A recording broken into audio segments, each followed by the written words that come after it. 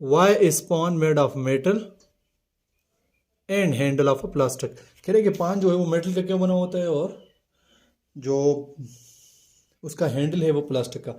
इसकी रीज़न ये है कि जब भी हम कोई चीज़ पकाते हैं तो उस तक हीट पहुंचना ज़रूरी है।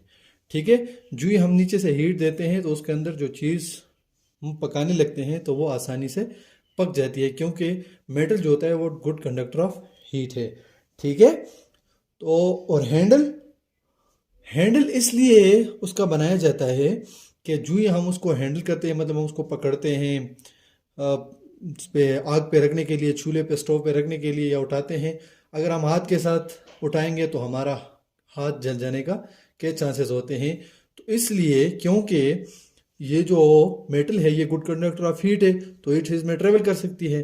ठीक है, हमारे हाथ तक पहुंच सकती है, हमारे हाथ को डैमेज कर सकती है, जला सकती है। और अगर हम ये प्लास्टिक का बना लें, क्योंकि प्लास्टिक जो है वो गुड कंडक्टर नहीं है, तो इस वजह से वो हमारे हाथ तक नहीं पहुंच सकती। उसको हम आसानी से स्टोव पे रख सकते हैं और वो उतार सकते हैं। तो इसका आंसर है, पहले क्वेश्चन भी सुन ले, why is the pan made of metal and handle of a plastic. तो इसका आंसर है, this is because metal is good conductor of heat and can burn our hand during cooking.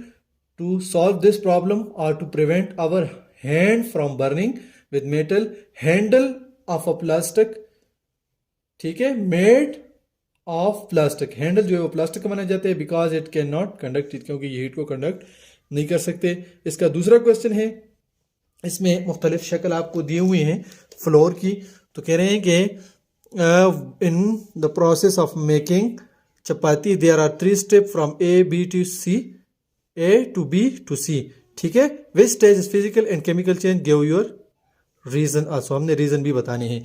तो पहला जो है वो केमिकल चेंज है, क्योंकि इसमें हम क्या करते हैं, वाटर मिक्स करते हैं फ्लोर के साथ।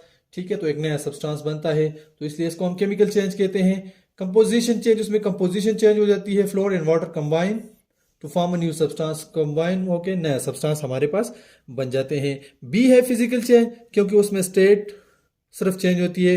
एक शक्ल से जो सोख होती है उससे हम क्या बना लेते हैं, रोटी बना लेते हैं, उस रोटी को हम दोबारा उसी शेप में लेके जा सकते हैं, तो इसलिए इसको फिजिकल चेंज कहते हैं। इसमें आइडेंटिटी और कंपोजिशन चेंज नहीं होती, because we can not convert back into कैट convert it to its previous, इसको हम इसकी प्रीवियस स्टेट में कन्वर्ट कर सकते हैं। जो बी वाला है फिजिकल चेंज है, क्योंकि उसको हम दोबारा उसकी पुरानी पोजीशन में कन्वर्ट कर सकते हैं।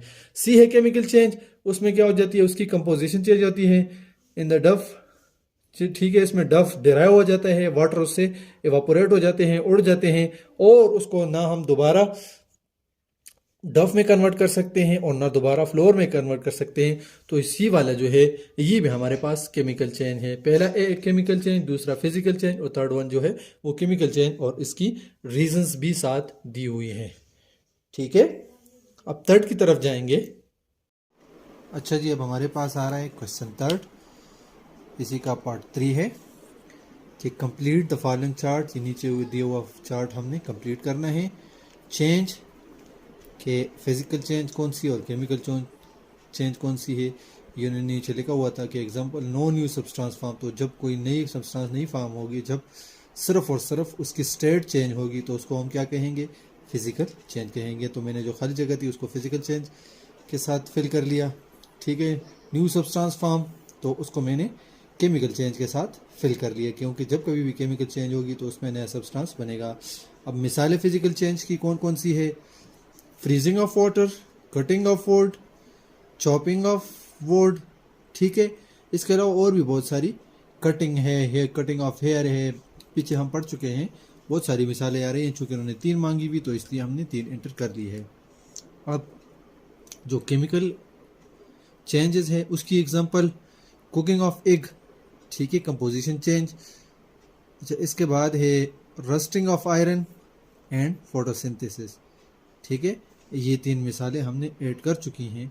इसके अलावा लातादाद मिसालें हैं केमिकल चेंज की भी और फिजिकल भी, लेकिन जो उन्होंने क्वेश्चन में मांगा हुआ था उसको हमने सॉल्व कर लिया है।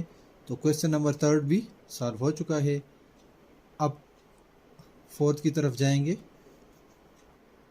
4 है कि when a candle is burn both physical and chemical changes take place, identify and explain the changes. कौन कौन सी चेंजेस हो रही है, बी है give another similar example where both physical and chemical changes takes place. तो इसके question मैंने सॉल्व किए हुए। पहले का आंसर है कि identify and explain the changes. इसका आंसर है कि melting of wax is a physical change because only state of matter change from solid. जब वो पिघल रहा होता है तो वो सॉलिड से लिक्विड फॉर्म में कन्वर्ट हो रहा होता है, ठीक है। तो इसलिए इसमें ये फिजिकल चेंज भी हो रहा होता है, यानी melting of wax is a physical change क्योंकि इसमें सिर्फ स्टेट चेंज हो रही है।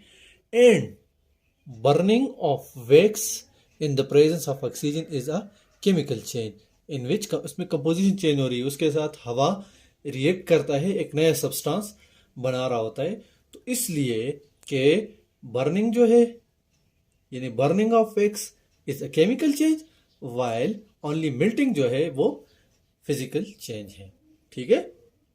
तो ये रीजन भी है और उसके साथ उसका वजह भी है, एग्जाम्पल भी है और रीजन भी है।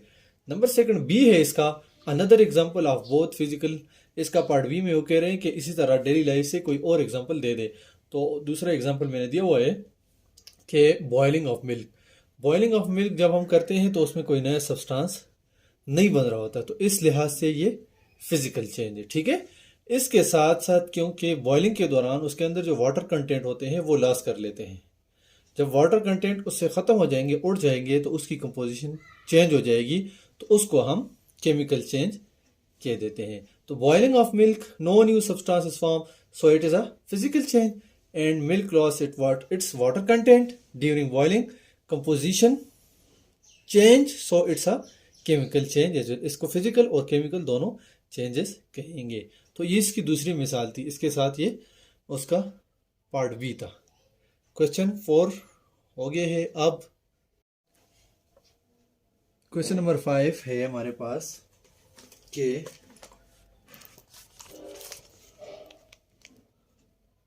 During the process of digestion protein are broken down into amino acid and molecule. You have missed it in chapter 6 on digestion in grade 6, ठीक है। कह रहे हैं कि आपने क्लास 6 में पढ़ा होगा। Is the digestion a chemical change? How do you know? B. Identify the process in plant where chemical change take place. Justify your answer. तो इसका आंसर देखते हैं कि is a digestion chemical process। तो ये हमारे पास आ रहा है yes, digestion is a chemical change because in this process larger molecule are broken down into smaller one which are quite different from large one, ठीक है। जो नए मॉलिक्यूल बनते हैं वो पुराने से बहुत ही डिफरेंट होते हैं, ठीक है। अब अमाइनो एसिड को देखें और प्रोटीन को देखें तो उसमें वो जो नया मॉलिक्यूल बनता है वो उससे बहुत ही डिफरेंट होता है, उसकी प्रॉपर्टीज डिफरेंट होती है, उसकी कैरेक्टरिस्टिक, ठीक है, चार्ज उसका डिफरेंट होता है, उसकी पीएच सब कुछ चेंज होता है। तो इसलिए इसको हम केमिकल चेंज कहते हैं, ठीक है। अब सेकंडों ने पूछा हुआ है कि वो प्रोसेस प्लांट में वो कौन सा प्रोसेस है जहां पे केमिकल चेंज होती है। तो प्लांट के अंदर जो फोटोसिंथेसिस है सबसे मेजर यही हमारे पास है जहां पे केमिकल चेंज होती है, ठीक है। तो केमिकल चेंज कैसे होती है? जब फोटोसिंथेसिस का अमल होता है तो उस दौरान कार्बन डाइऑक्साइड और ऑक्सीजन कंबाइन होके ग्लूकोज बनाते हैं जो उस वाटर और कार्बन डाइऑक्साइड से बहुत ही डिफरेंट सब्सटेंस होता है या डिफरेंट मॉलिक्यूल होता है। तो इसलिए इसको भी हम केमिकल चेंज कहते हैं। In plant photosynthesis is a chemical change in which new substances form, carbon dioxide and water molecule combine to form glucose, और ऑक्सीजन जो है वो रिलीज कर देते हैं इन द एनवायरनमेंट, ठीक है। तो ये प्लांट के अंदर केमिकल चेंज की एग्जाम्पल है। क्वेश्चन 6 है हमारे पास combustion take place in the internal combustion engine of a car. What burn in the engine to release energy for the car to move, ठीक है। Can it burn without air or oxygen? तो इसका answer है हमारे पास कि in a car fossil fuel like petrol, diesel, CNG burned in the presence of oxygen to provide energy. No, क्योंकि oxygen के बगैर कभी आग जल ही नहीं सकती। ऑक्सीजन आग जलाने के लिए बहुत ही ज़्यादा ज़रूरी है। तो जितने भी फ्यूल्स हैं उनके साथ ऑक्सीजन होगा तो वो उसकी कंबस्शन होगी, ऑक्सीजन नहीं होगा तो उसकी कंबस्शन नहीं होगी। ये भी सुना होगा जहाँ पे ऑक्सीजन कम होगी वहाँ पे कंबस्शन होती होगी लेकिन बहुत कम होती है, कंप्लीट कंबस्शन वहाँ पे नहीं होती। तो ऑक्सीजन इज़ मस्ट है, ऑक्सीजन बहुत ही मस्ट है किसी भी फ्यूल को बर्न करने के लिए। तो कार के अंदर पेट्रोल डीजल वगैरह जो है उसकी कंबस्शन होती है, उनके नतीजे में जो एनर्जी मिलती है वो कार को मूव करती है। ठीक है, तो क्वेश्चन नंबर 6 सॉल्व हो गए। अब क्वेश्चन नंबर 7 है हमारे पास कि